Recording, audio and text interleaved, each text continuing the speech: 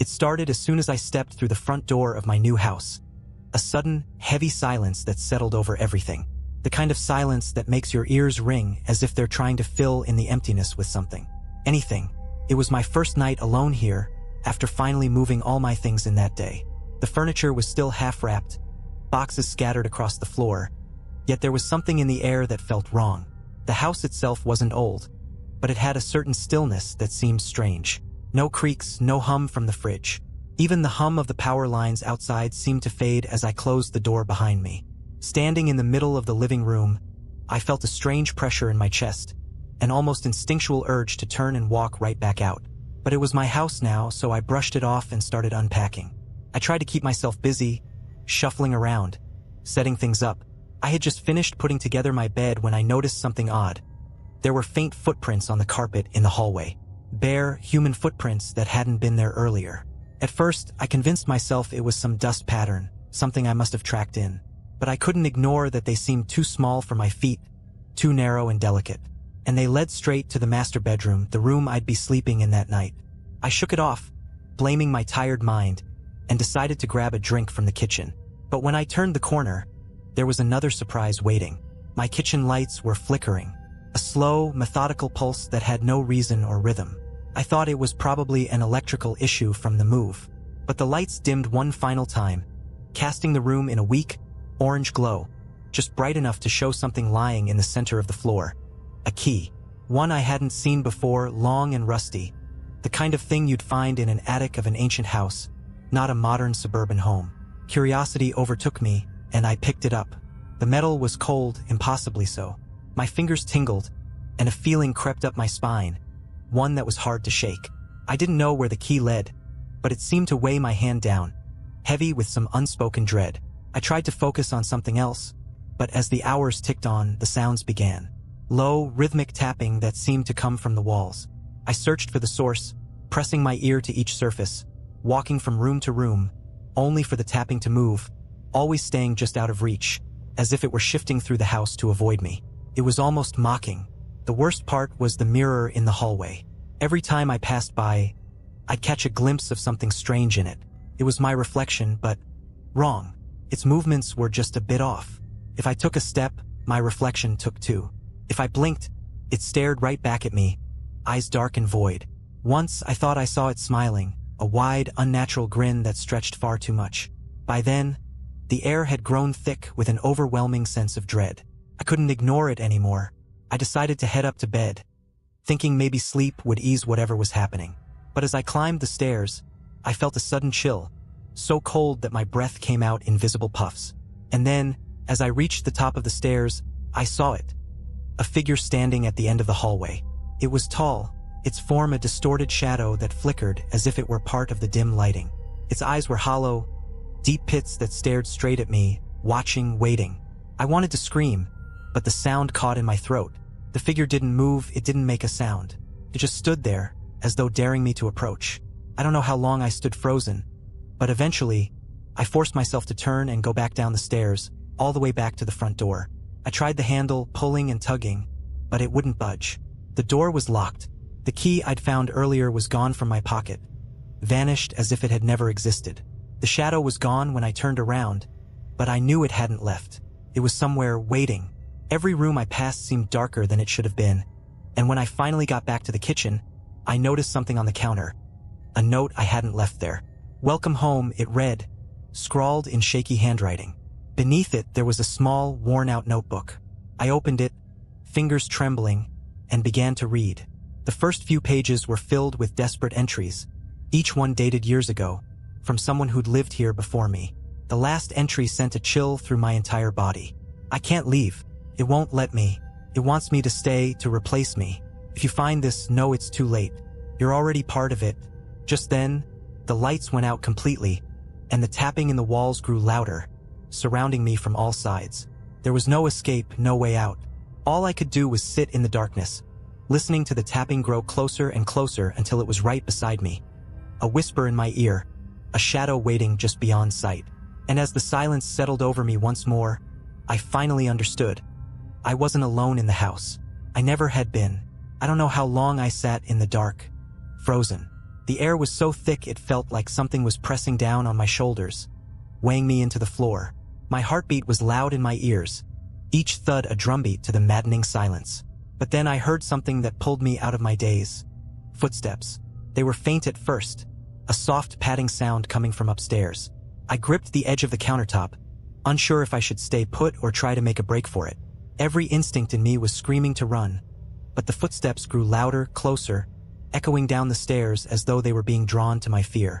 I forced myself to stand, my legs shaky, and stumbled toward the nearest room, the living room. I crouched behind the couch, holding my breath, listening to the steady, unhurried steps. Whoever or whatever was coming down the stairs wanted me to hear it, as if savoring the fear building in me. I squeezed my eyes shut, praying that it would pass by, that it wouldn't know where I was hiding. The footsteps slowed as they reached the bottom of the stairs, pausing at the threshold between the hallway and the living room. I could feel its presence like a weight in the room. Every hair on my neck stood up, my skin crawling with a primal fear. Then came a voice, a low, hoarse whisper that sent chills straight through me. "I know you're here." The voice was wrong. It sounded twisted, like a broken record playing over an old, rusted speaker. It was close, too close, and as the words hung in the air, I could feel a coldness seeping toward me, like fingers reaching out to touch me. I pressed my back against the couch, trying to melt into it, and then, silence. The voice stopped, and so did the footsteps. I held my breath, waiting, terrified of making a sound. After a long pause, I heard it moving again, this time toward the front door. I dared to peek over the edge of the couch. The figure was standing by the door, its back to me. It looked almost human, but its shape was all wrong, its spine twisted at impossible angles. The arms were unnaturally long, fingers tipped with dark, claw-like nails that scraped lightly against the door. My stomach turned, and I felt bile rising as I watched it. It tilted its head, almost as if listening, and I took the moment to inch back, hoping I could escape to the back door or maybe a window. But as I moved, the floor creaked under my weight. I froze, but it was too late. The figure's head snapped around, and I saw its face, or what should have been a face. There were no eyes, only hollow pits that seemed to pull the darkness into them. Its mouth was stretched wide, far too wide, and it grinned, exposing rows of jagged teeth. It let out a low, guttural growl and began to shuffle toward me, its limbs bending at unnatural angles. I ran. I didn't look back. I just bolted toward the back of the house. But as I reached the kitchen, the lights flickered, and suddenly, the whole house was filled with the deafening sound of that tapping, now echoing from every wall, every corner. It was so loud, so relentless, I had to cover my ears as I ran. I reached the back door, fumbling with the lock, my fingers trembling so much I could barely get a grip. Finally, I managed to twist it, pulling the door open, only to find that it led into darkness. Not my backyard, not the street, just nothing. A black void stretched out before me, swallowing everything. I backed away, my stomach dropping, realizing that escape was impossible. The tapping grew louder, and I turned to see the figure standing in the hallway, watching me with those empty, hungry eyes. Its head tilted, its mouth twisting into that horrific grin again. "You're home," it whispered, voice dripping with malice. "And I'm just getting started." I scrambled back into the kitchen, desperately looking for anything I could use as a weapon. My eyes landed on a knife lying on the counter.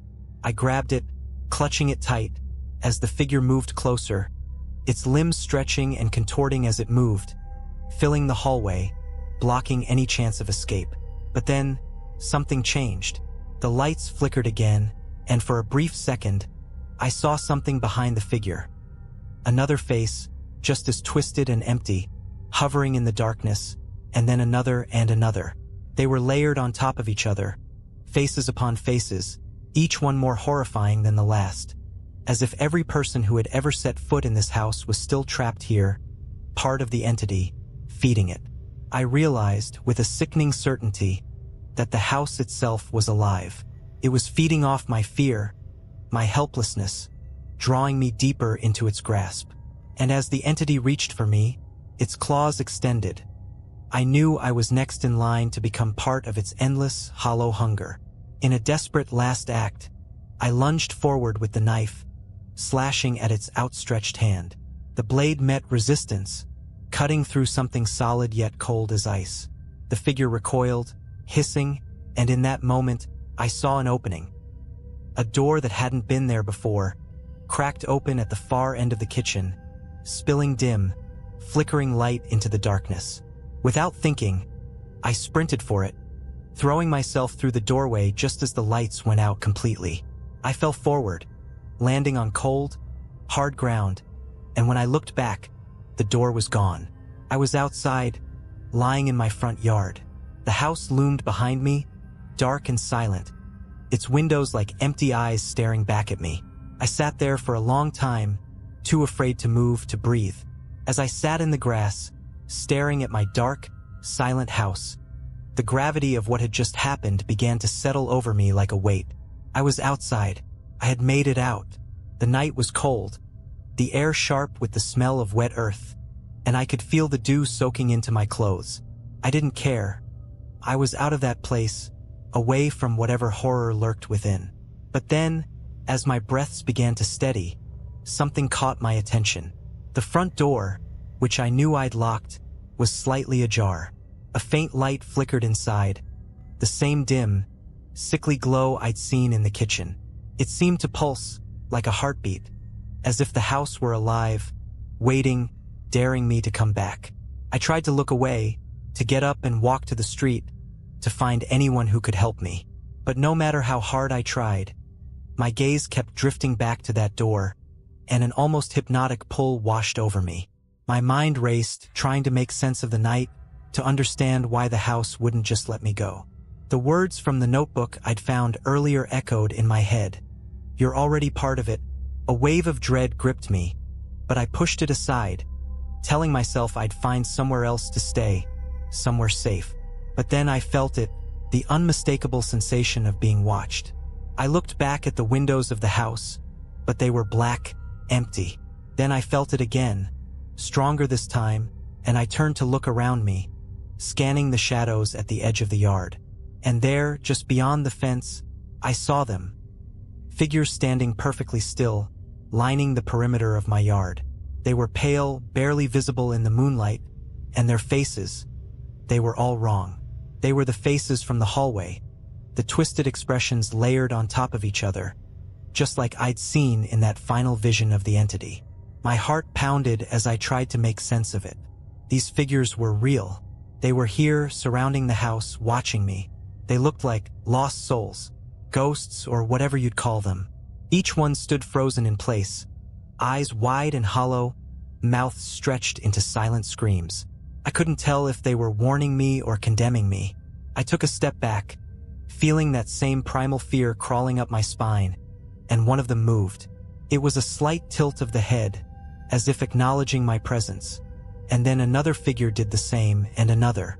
Slowly, each of them turned their empty eyes toward me, those gaping expressions fixed on my every move.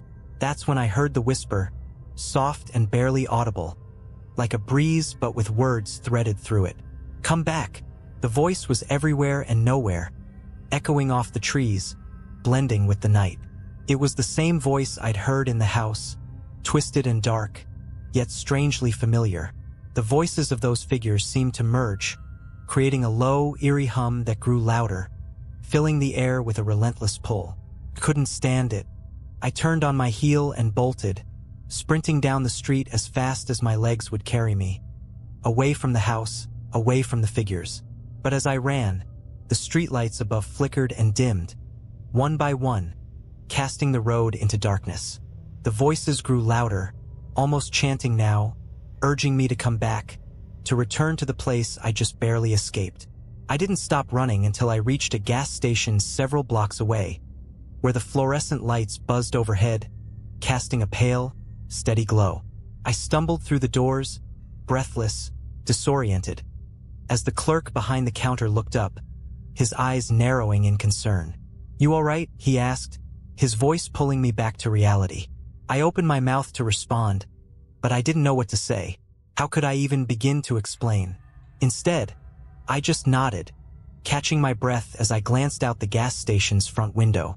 The house was too far away to see from here, but the memory of those figures, those empty faces watching me, was burned into my mind. I spent the rest of the night in my car, parked in the gas station lot. I watched the sun rise, felt the relief of dawn spreading warmth over the town, convincing myself that whatever I'd experienced was over. But when I drove back to the house the next morning, there was something waiting for me. A small envelope taped to the front door. My hands trembled as I took it down, breaking the seal, pulling out a single sheet of paper. The handwriting was shaky, barely legible, but the words were clear enough to make my blood run cold. You left last night, but you didn't leave alone.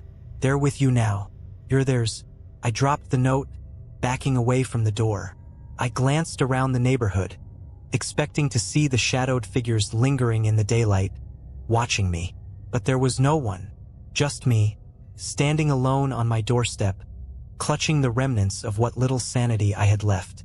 As I turned to get back in my car, my gaze drifted to the reflection in the car window.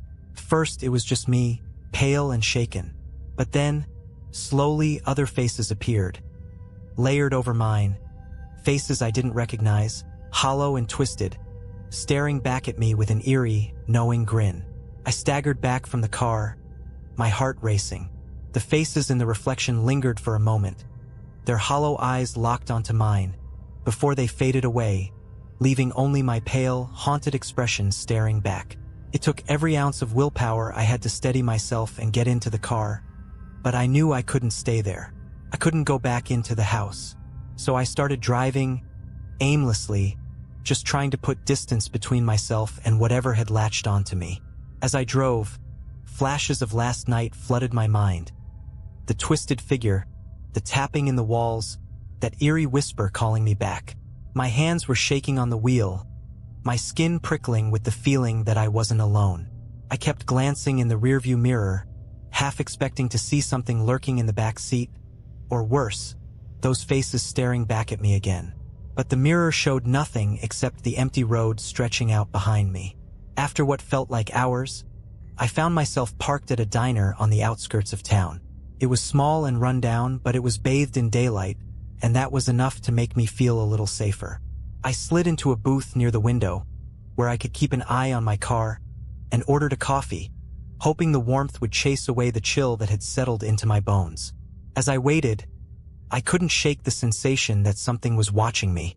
I scanned the diner, just a couple of regulars at the counter, a tired waitress refilling mugs, nothing out of place. But then, my eyes landed on a mirror behind the counter, and I felt that familiar chill. Reflected in the glass, I saw a shadowy figure standing just outside the diner's front door, its face obscured, but unmistakably staring right at me. My heart leapt into my throat. I whipped around to look out the window, but there was nothing there. Just my car, the empty parking lot, and the faint outline of trees beyond. But when I looked back at the mirror, the shadow was still there, lingering just outside the door, unmoving, as if waiting for me to acknowledge it. The waitress walked by, breaking my trance. "You all right, Han?" she asked, giving me a concerned look. I hesitated, glancing at the mirror again, but the shadow was gone.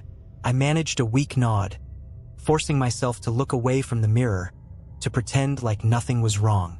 But my hands wouldn't stop shaking, and the coffee sat untouched in front of me, cooling as I tried to steady my breath. Just then, I felt my phone vibrate in my pocket. The screen lit up with a message from an unknown number. "You can't run from them. They're part of you now." I dropped the phone as if it had burned me, my heart pounding. I didn't recognize the number, and my mind raced with possibilities. Had someone been watching me? Was it some cruel prank? Or worse, was it the house itself? I grabbed the phone again, hands trembling, and typed a response, demanding to know who was sending these messages. But as soon as I hit send, the screen flickered, and the phone shut off completely. Dead. I tried turning it back on, but it wouldn't respond. Just a blank, black screen. Panic started to creep in. I didn't know where to go or who to call. The house wasn't safe, and now it seemed like even the daylight couldn't protect me. I felt trapped, cornered, and completely alone. Every sound in the diner, the clink of mugs, the hum of conversation, seemed to grow louder, distorted, pressing in on me. I had to get out. I bolted from the booth, ignoring the waitress's confused stare, and ran to my car. I fumbled with the keys, my mind racing, until the engine finally roared to life.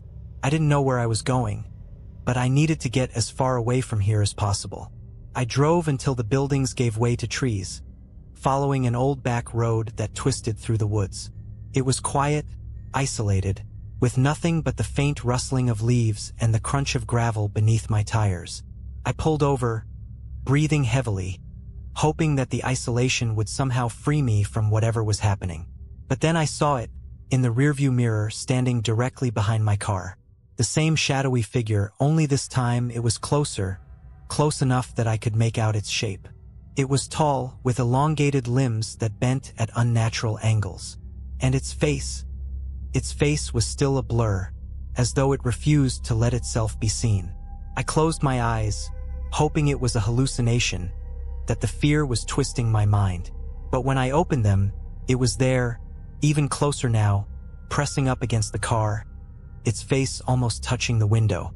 A faint tapping began on the glass, the same rhythmic tapping I'd heard in the walls of the house, now echoing right beside me. Each tap felt like it was drilling into my skull, a reminder that I was trapped, that there was no escape. And then the tapping stopped. A low, raspy voice filled the car, chilling me to the bone. "Come home." The words were soft, almost tender, but they held an unmistakable threat, a command that I knew I couldn't ignore. The figure backed away, melting into the shadows, leaving me alone on the deserted road. Against every instinct screaming inside me, I turned the car around. I don't know why. Maybe it was the exhaustion, the creeping madness, or the twisted logic that returning to the house might be my only way to escape it. Maybe I just wanted it all to end. As I approached the house, dread settled over me like a heavy fog.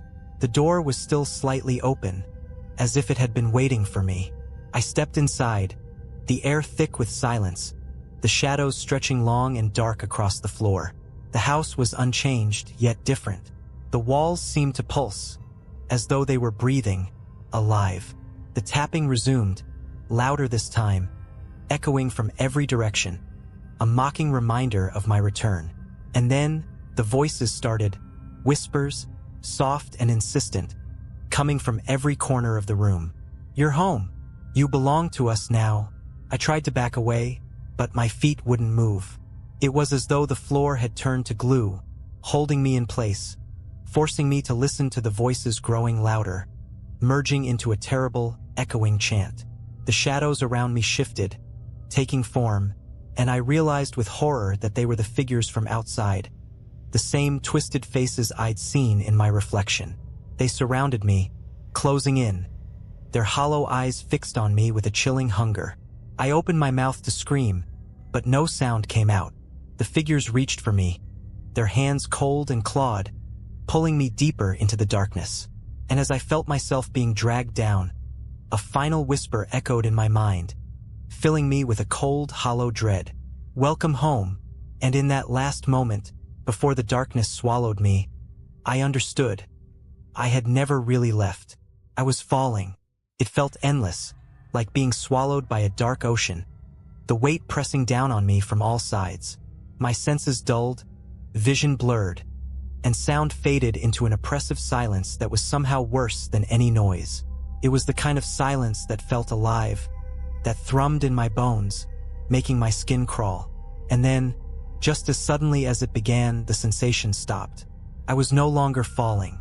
I opened my eyes, slowly, warily, expecting the worst.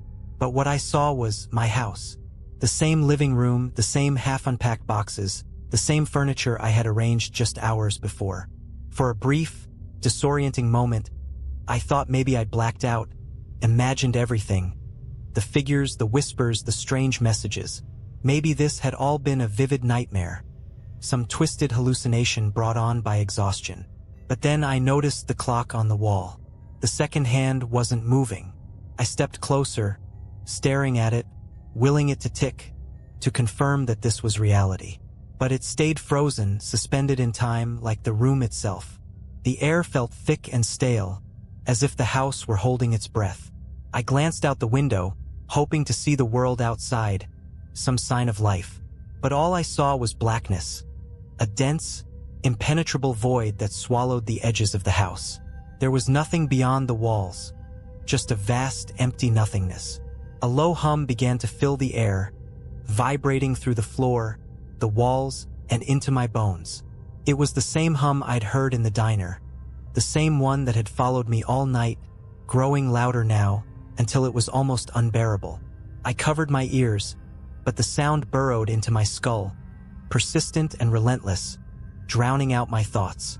And then, over the hum, I heard the voice again. "You shouldn't have come back."